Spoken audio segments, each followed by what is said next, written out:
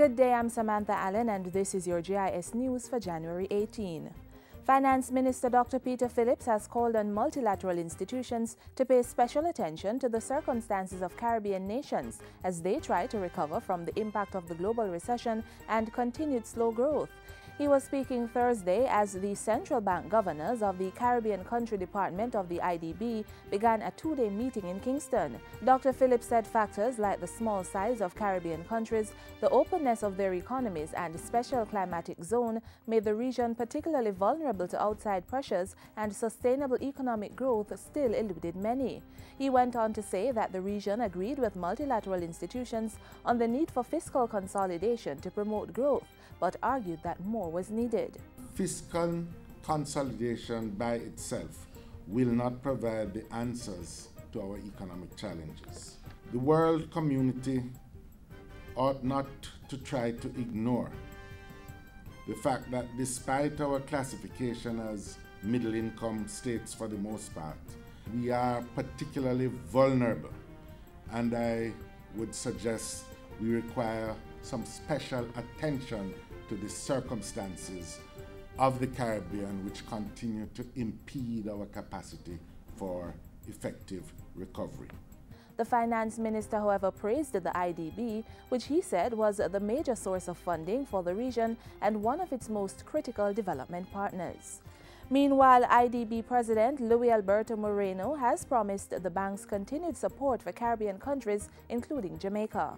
We will continue supporting the government's short and medium-term efforts to reestablish fiscal sustainability, to maintain social stability, and to promote the importance of private sector-led growth.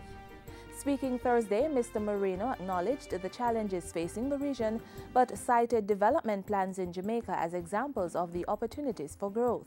And with its unique location, Jamaica offers plentiful opportunities for trade and an advantage in the developments of the expansion of the Panama Canal, and as Jamaica becomes one of the key logistic hubs. The IDB president arrived in Jamaica Wednesday night and had discussions with the finance minister. He also met with Prime Minister Portia Simpson Miller before concluding the two-day bilateral discussions with Caribbean Central Bank governors. Legislation to curtail the illicit lotto scam could be passed as early as March.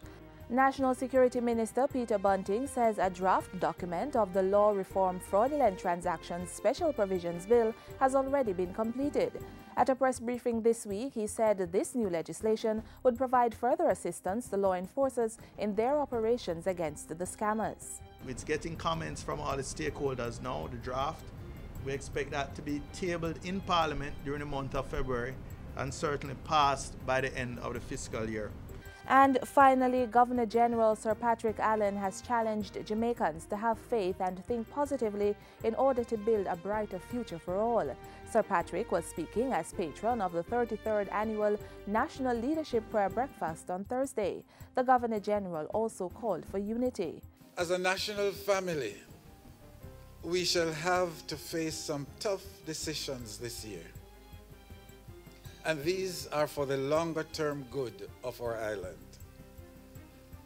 Through it all, our approach should be guided by love, mutual respect, wisdom, and truth.